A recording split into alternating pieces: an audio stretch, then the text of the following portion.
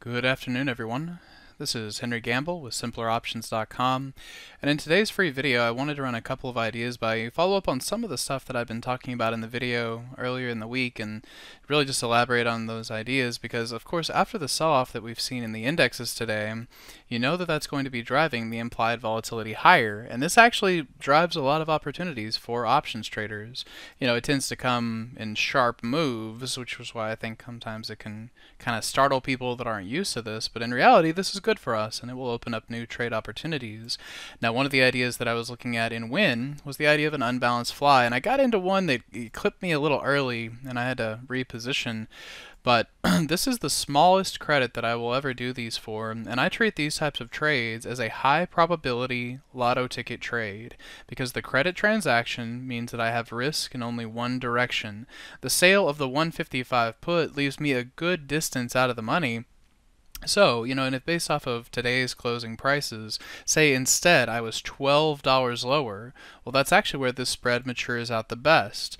Now, that's one way of looking at it. If you understand those concepts and you'd prefer to do it with a little bit more risk, then you can look at things like what I've done here through, and it's always nice to separate these through different brokerages, but I came in and I did this trade 14 days out, selling 3 of the 160 puts and then buying one of the 170s. The entire transaction goes for $1.50 credit, which is just one more way to give yourself risk in only one direction.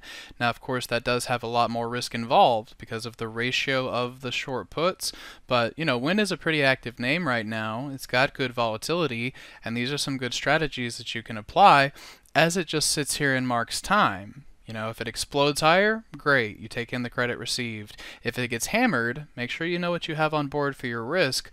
Otherwise, it can sit here and be a nice theta positive position. Now, one other place to consider this, I think, is going to be Apple. Now, we'll see how it opens up on Monday, and I'm going to take the idea a step at a time. You can see that, you know, everything we did around earnings worked out pretty well for these types of strategies, and when the volatility pops in a spot like this, it's just another spot to consider it. So just as I think through this kind of quickly, if we're trading down into the 200-day moving average, and you think that's where you'd like to try and get it to bounce from, why not go a little bit further out of the money and see if we could construct a trade with something that resides around the 155 strike. You can see that if you did this 2.5 wide, that's going to generate a 26-cent credit. Now there again, and you can structure the wings a little bit differently, maneuver around this to make it a more advantageous trade, but it's just the idea of saying this is selling at $5 out of the money. If you decline into that strike, that's actually where your profit will butterfly out the best, and then if Apple instead just has a big run back up from these lows, then you take in the credit received as where your standard fly for a debit may be a little bit trickier to manage. So I hope those concepts are helpful. As you find some more of these names that will have the higher implied volatility, I think it's going to be a great environment to use that strategy, and I hope you find it helpful. You guys have a good weekend, and we'll touch base at the next free video.